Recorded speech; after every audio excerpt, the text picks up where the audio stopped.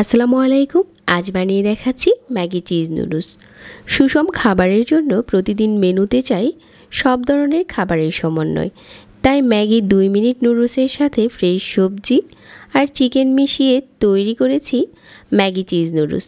পরিবারের জন্য মজাদার এই স্বাস্থ্যকর খাবারটি খুব সহজেই বানিয়ে নিতে পারেন। তাই আশা করছি আমার আজকের রেসিপি সবার কাছে ভালো লাগবে। ম্যাগি চিজ নুডলস বানানোর জন্য ম্যাগি নুডলসের 4 প্যাকেটের একটি প্যাকেট নিয়েছি। প্রথমে প্যাকেটটাকে কেটে নিচ্ছি, আর এখান থেকে আমি 2টো প্যাকেট নিয়ে নিব আজকের এই চিজ নুডলসের জন্য। 2টো প্যাকেটই কেটে নিচ্ছি, আর প্যাকেটের ভিতরে যে মশলাগুলো থাকে ওগুলো সাইডে রেখে দিচ্ছি। নুডলসগুলো কেটে একটা বাটিতে নিয়ে নিচ্ছি। একটা পাত্রে আমি 3 কাপের মতো পানি ফুটিয়ে নিয়েছি। 1 চামচ দিয়ে দিচ্ছি রান্নার তেল, তাহলে নুডলসগুলো একটার সাথে আরেকটা লেগে যাবে না। তারপর নুডলসগুলো দিয়ে 2 মিনিটের মতো সিদ্ধ করে নিচ্ছি।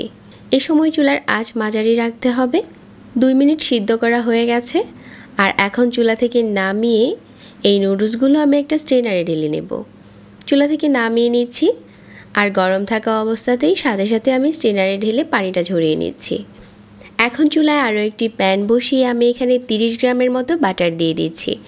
বাটারটা যখন গলতে শুরু করবে ওই পর্যায়ে দিয়ে দিচ্ছি 1 চা চামচ আদা আর রসুন কুচি। আদা আর রসুন কুচিটা বাটারের সাথে কিছুক্ষণ ভেজে নিচ্ছি। ভেজে নেওয়ার পর এখানে হাফ কাপ দিয়ে দিচ্ছি ছোট স্লাইস করে কেটে নেওয়া চিকেন, আর 1 চা চামচ দিয়ে দিচ্ছি সয়া সস। এখন এই চিকেনগুলো হালকা একটু ভেজে নিয়েছি। হাফ কাপ দিয়ে দিচ্ছি মাশরুম কুচি, আর হাফ কাপ দিয়ে দিচ্ছি ক্যাপসিকাম কুচি। এগুলো দেওয়ার পর আবারও হালকা করে ভেজে নিচ্ছি।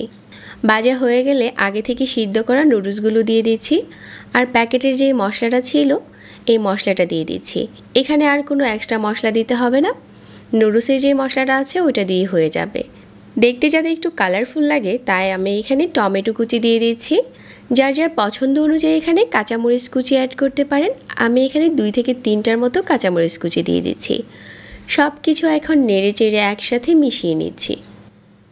আমাদের নুডলসটা রান্না করা হয়ে গেছে, আর এখন আমি একটা ডিশে নিয়ে নিচ্ছি। চিজ নুডলস যদি কেউ চুলাতেই বানাতে চান তাহলে এই পর্যায়ে আপনার পছন্দ মতো চিজ দিয়ে নেড়ে চেড়ে নামিয়ে নেবেন। তারপর গরম গরম পরিবেশন করলেই হয়ে যাবে।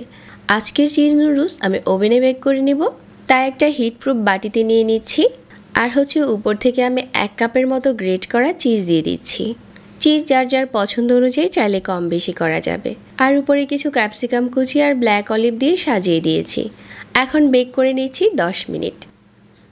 10 মিনিট পর আমাদের ম্যাগি চিজ নুডলসটা বানানো হয়ে গেছে। এখন গরম গরম পরিবেশন করার পালা। আশা করছি আজকের এই চিজ নুডলসের রেসিপি সবার কাছে ভালো লেগেছে। সবাইকে ধন্যবাদ জানিয়ে আজকে এখানেই বিদায় নিচ্ছি। আল্লাহ হাফেজ।